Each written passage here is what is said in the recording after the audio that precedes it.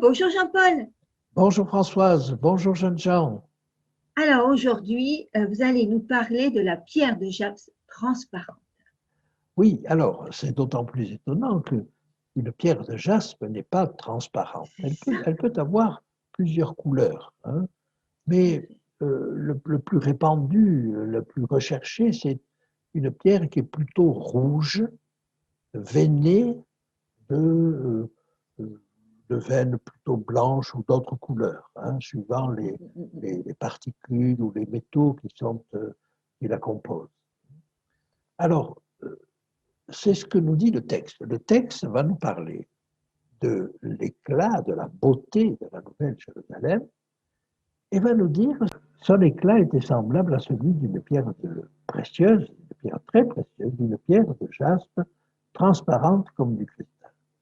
Alors, le jaspe n'est pas forcément, à nos yeux maintenant, une pierre très précieuse, mais, mais un jaspe transparent, ça c'est certainement très rare, hein, et c'est probable que c'est une pierre très précieuse. Alors, j'aimerais vous montrer à quel point le choix de cette pierre est intéressant. Parce que si vous regardez dans l'Apocalypse, au chapitre 4 et au verset 3, vous avez là une description de Dieu et regardez quelle description le texte en fait. Chapitre 4, donc, verset 3. Celui qui était assis, donc sur le trône, avait l'aspect d'une pierre de jaspe et de sardoine. Et le trône était environné d'un arc-en-ciel semblable de l'émeraude. Donc vous voyez que Dieu a l'aspect du jaspe. Et quand je vous disais que le texte nous disait que la Nouvelle Jérusalem avait la gloire de Dieu, on utilise la même pierre pour désigner l'aspect de Jérusalem et l'aspect de Dieu. Je trouve ça tout à fait extraordinaire. On pourrait penser que rien n'est à comparer à Dieu. Il ne s'agit pas de se comparer, il s'agit simplement de dire qu'on est revêtu de la gloire. On a l'aspect. Alors, c'est déjà tout à fait extraordinaire en soi. Bien. Je ne sais pas si vous savez que ce sont les impuretés qui donnent la couleur au jaspe. Et donc, un jaspe transparent est dépourvu d'impureté. Et on peut le comprendre. Et j'aimerais insister un tout petit peu sur cet aspect de transparence. Sans doute serait-il bon de montrer à nos amis quel est l'aspect d'un jaspe. Là, ce serait remarquable. Ils verraient quel aspect ça a en général, ce rouge veiné de blanc, qui est très beau d'ailleurs. Et donc, j'aimerais insister maintenant sur la transparence. Alors, d'abord, si on a vu que Dieu a l'aspect du jaspe, la ville a l'aspect du jaspe, si vous allez un petit peu plus loin au verset 18, dans le même texte, vous verrez que la muraille aussi est construite en jaspe, mais semblable à du verre pur, c'est-à-dire transparente, elle aussi. Alors cette idée de la transparence, nous la retrouvons à plusieurs reprises concernant Dieu ou son environnement. Et j'aimerais vous lire un texte qui se trouve dans l'Exode, au chapitre 24, au moment où Moïse va monter. Il va monter avec Aaron, il va monter avec les anciens, il va recevoir les tables de la loi. Et regardez ce qu'il dit. Moïse monta au verset 9, hein, Exode 24, 9. Moïse monta avec Aaron, Nadab et Abihu. Nadab et Abihu étaient des fils d'Aaron. Et 70 anciens. Ils virent le Dieu d'Israël. Et sous ses pieds, c'était comme un ouvrage de saphir transparent comme le ciel lui-même dans sa pureté. Et donc vous voyez Dieu siéger sur un ouvrage transparent. Comment comprendre cela? Qu'est-ce que ça signifie? Ça signifie que Dieu ne cherche pas avec nous à être mystérieux. Il est transparent. Il est transparent dans ses intentions. Il est transparent dans son projet. Il est transparent dans son amour.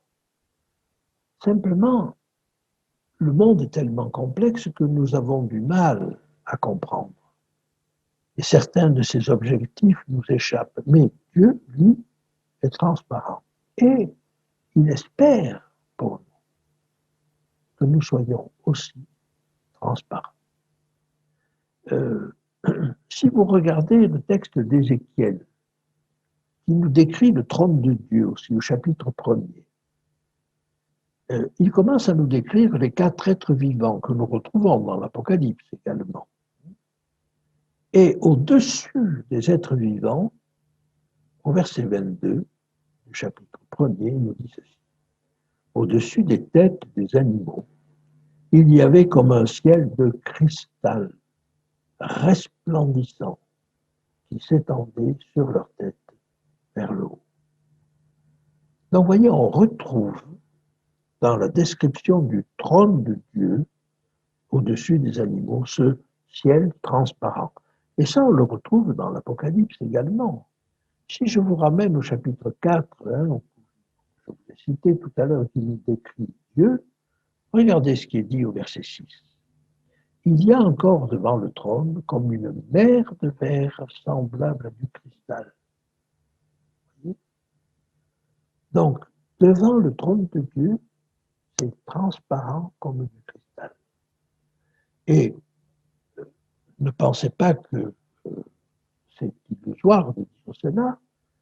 Quand je vous dis que Dieu attend que nous soyons transparents, vous trouvez cette chose-là, vous trouvez la foule, une foule de rachetés qui sont devant le trône de Dieu, mais c'est explicite au chapitre 15.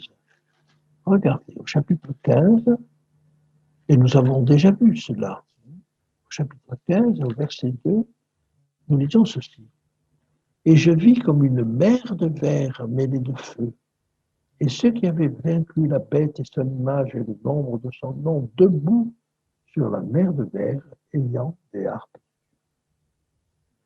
Et donc, vous voyez, c'est une des caractéristiques de cette nouvelle Jérusalem et de l'éternité qui est devant nous. Pas de cachotterie, pas de complot, pas de choses faites en douce, pardonnez-moi l'expression, vraiment quelque chose de sain, de correct. Et j'aimerais peut-être encore vous donner un dernier élément. Parce que comment pouvons-nous être transparents? Ce n'est pas à dire que nous n'ayons rien fait de mal. Simplement, il ne faut pas le cacher derrière son dos. Si on est transparent, même ce qu'on cache derrière son dos, on va le voir. Et donc, Dieu nous propose d'être vrai avec lui, de reconnaître tout ce qui ne va pas. Et alors, j'aimerais une dernière pensée, je terminerai par là. Il se peut qu'il y ait des pensées noires, mauvaises qui vous traversent. Et on peut se demander, mais est-ce que ça vaut la peine que je les reconnaisse? Pas la peine de les reconnaître à ceux qui ne s'en sont pas doutés. Pas la peine de les reconnaître devant vos camarades, ou pas la peine de les reconnaître peut-être devant vos parents. Non. S'il y a eu des conséquences, oui, ça, il faut le reconnaître. Hein. Mais si c'est simplement en pensée, alors à ce moment-là, ne le dites pas, mais devant Dieu, avouez, reconnaissez ces choses-là. Parce que Dieu peut faire quelque chose pour vous. Mais vous vous dites, à ce moment-là, on peut m'accuser de tout cela. Et là, j'aimerais vous citer un verset qui se trouve chez Sophonie, chez le prophète Sophonie, un petit prophète dont on parle peu. Mais regardez ce qu'il dit, au chapitre 3, au verset 17. L'Éternel, ton Dieu, est au milieu de toi comme un héros qui sauve. Il fera de toi sa plus grande joie. On est dans le même contexte.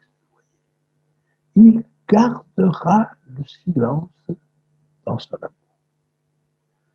C'est-à-dire que ce qui est secret entre toi et lui, que lui seul aura vu, ou que tu auras avoué devant lui, ces choses-là qui n'ont pas à être connues de qui que ce soit d'autre, tu peux les reconnaître devant lui en pensée, parce que lui gardera le silence.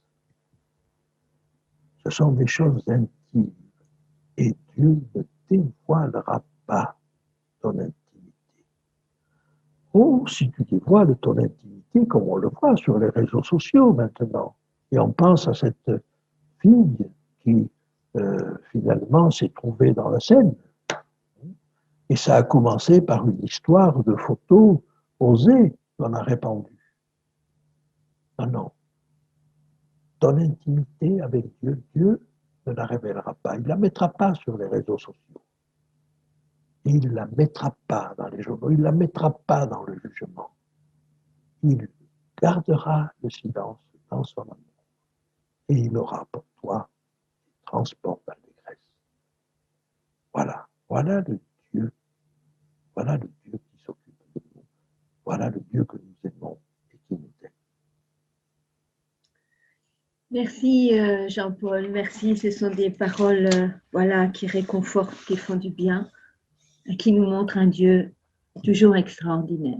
Oui, mais voyez, une qualité nouvelle, un Dieu discret. C'est ça. Entre lui et moi. Entre lui et moi, voilà.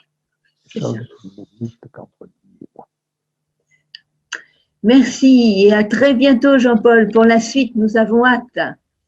Au revoir à tous. À bientôt. Au revoir.